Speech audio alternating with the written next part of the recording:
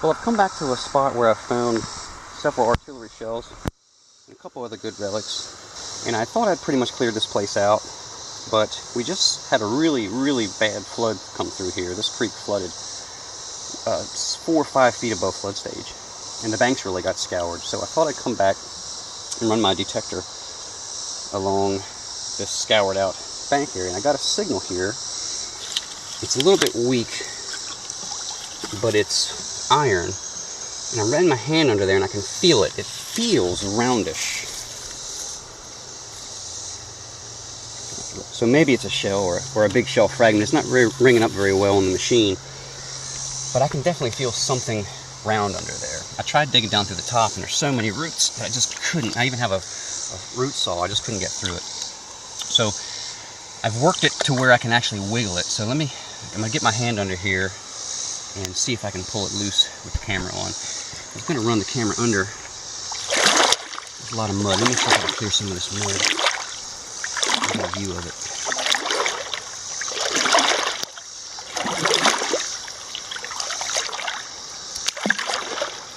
If it is a shell, it's a small one. Doesn't feel very big. I can't get the mud to clear. Well, let's just see if I can get it out of here. It's way back under there.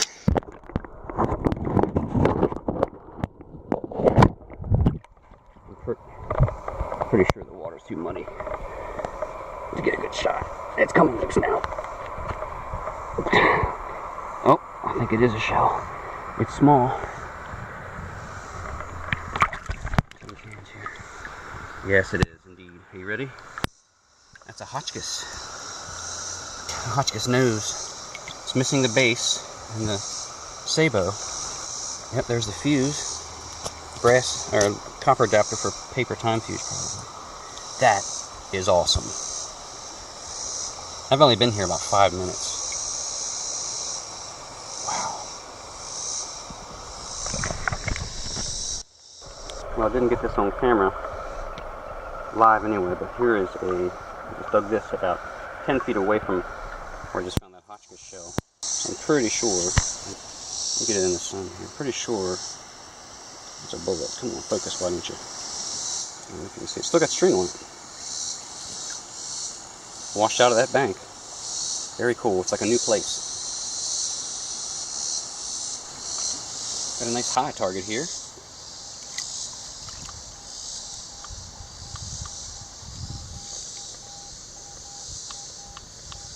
See what that is.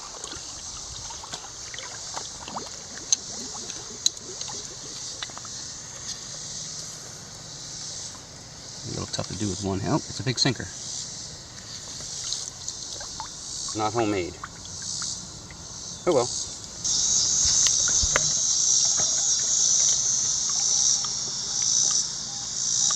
It's a fairly promising signal. Nice and repeatable. Let's see if we can find it.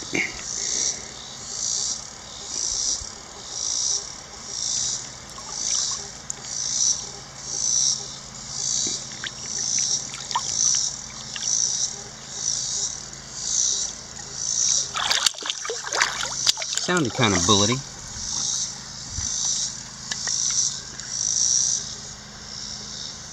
Still in the hole.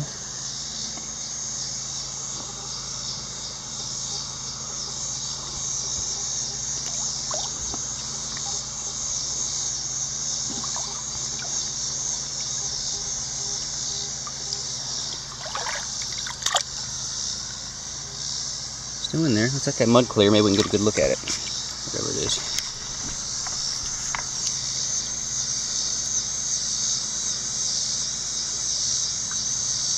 Probably another bottle top. I'm finding lots of bottle tops and pull tabs here today. That's okay. We got some good stuff too. Yeah, the current's moving 2 different directions here. It's kind of hard to clear the mud. See if I can just feel my way to it.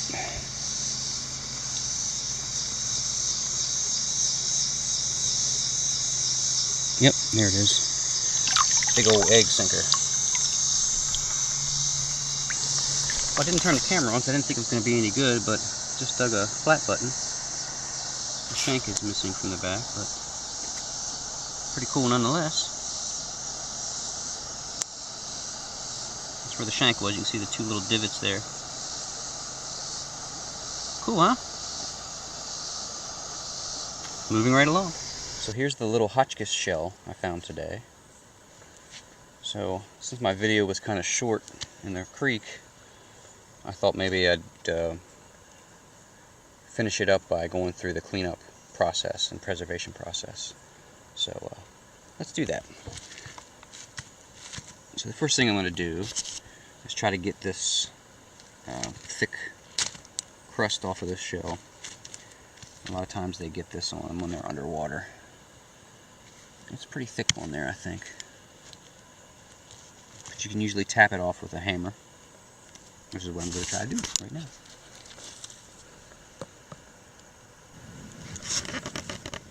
And it won't blow up or anything because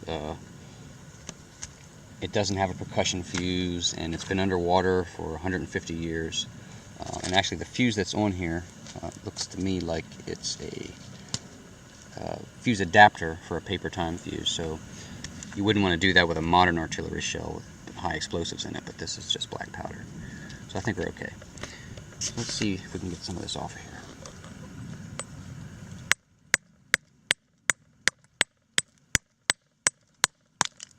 There we go, look at that. Nice smooth iron under there.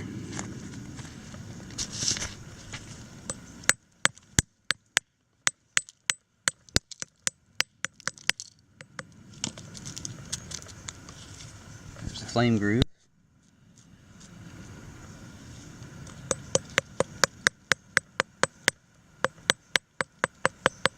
I don't want to mar the iron. Iron is relatively soft. If you hit it directly with the hammer, you can damage it, and we don't want to do that. But it looks like it's going to be in good condition.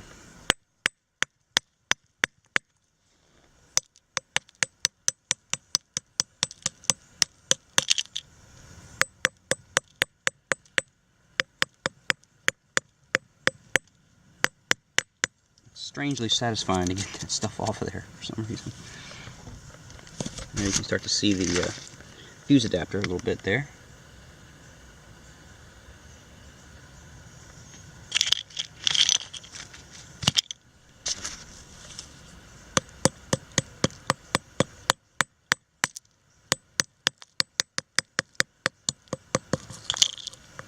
It doesn't take much. You don't have to take a big 20-pound hammer and whack on the things to clean them off. It usually chips off pretty nicely with a small hammer.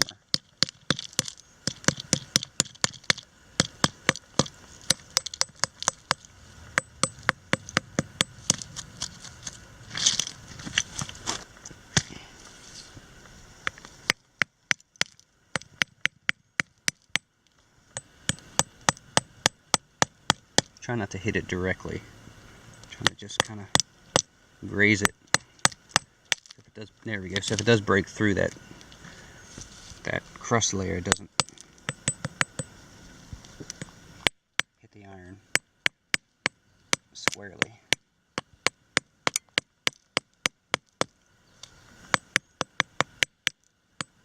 It's probably good enough. Like I said, I don't want to mar it. Maybe I'll get some more of this part off here.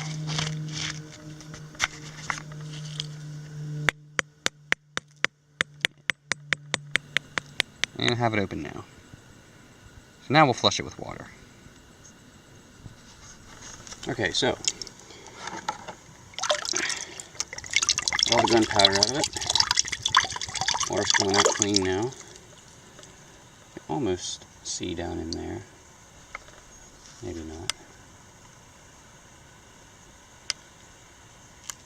Anyway, you can't. But you can see where it took a nice impact there, where it hit, I guess, the creek bottom in the fuse adapter. But it looks like it's in pretty good shape. So I think it'll clean up really nice in electrolysis and will make a very, very nice display. So it's totally safe, no gunpowder, flushed out with water. Good to go. Okay, let's do the electrolysis.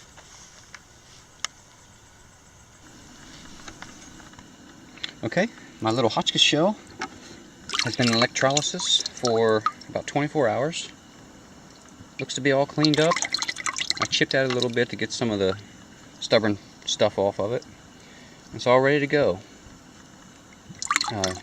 Next step is hot wax treatment, and I got the wax heating up right now, just waiting for it to get up to temp so we can drop it in, along with a couple other things. Are you ready? Are you ready?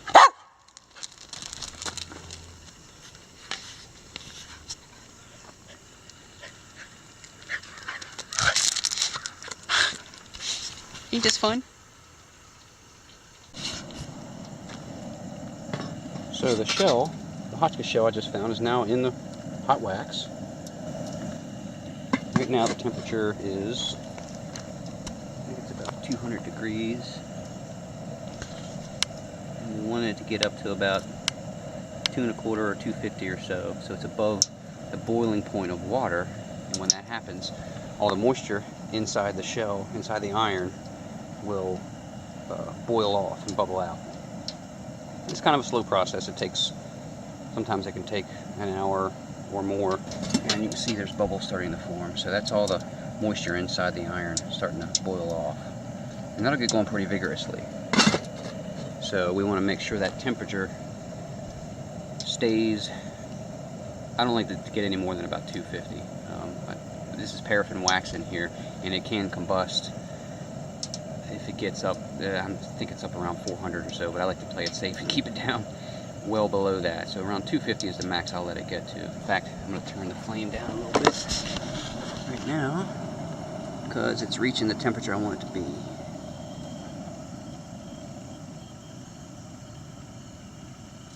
That'll probably do it. And that'll creep up, and we'll keep an eye on that to make sure it doesn't get too high. We'll come back and check on this in a few minutes to make sure that temperature stays below 250.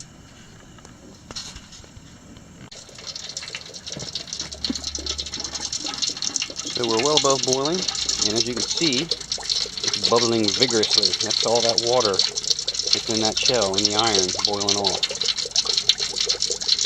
Once that bubbling stops, it's finished. There's no water left in it. It's completely desiccated. And that's what we're after. So we'll check on it again in maybe half hour, 45 minutes or so. Alright, so the little Hotchkiss shell finally stopped bubbling, and I've taken it out of the wax. Let's take a look at it. So as I mentioned, it stopped bubbling, and what I meant was all the water has been boiled out of it. The wax temperature was at probably around 250 degrees, which will boil off any water that's inside that iron, which is what you want, because you want the rust process to stop. So there's no water left in that thing. I mentioned these flame grooves before, and I thought maybe I should explain that a little bit better. The way these shells worked was there was a explosive charge of black powder inside of the shell. Some of them have what they call case shot in them, and they're basically lead musket balls, and sometimes they were iron balls. This particular shell did not have that. This is just a shell, not a case shot, and you can tell by the shape of the nose. The case shots are a little bit more blunt on the end. This brass, what some people would call a fuse, is actually a fuse adapter. The fuse that was in it was a paper fuse, and that fuse was basically just paper wrapped around gunpowder. And the gunner could cut the length of the fuse to determine how long he wanted it to burn.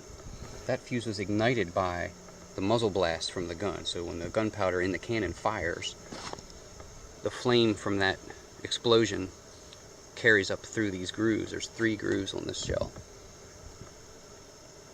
The idea was that the flame would carry up through this groove and ignite that fuse at the moment the gun fires. So that's why they call them flame grooves. Anyway, I think this shell turned out pretty well. The metal was pretty smooth. There's not too much deep pitting on it or anything. In fact, there's no really deep pitting on it. Turned out pretty well. I'm happy with it. I hope you liked the video. Appreciate you sticking around. Hopefully on the next one we'll find like 2 or 3 shells. Sit. Sit. Sit. Sit. Sit. Almost. Sit. Sit. Close enough.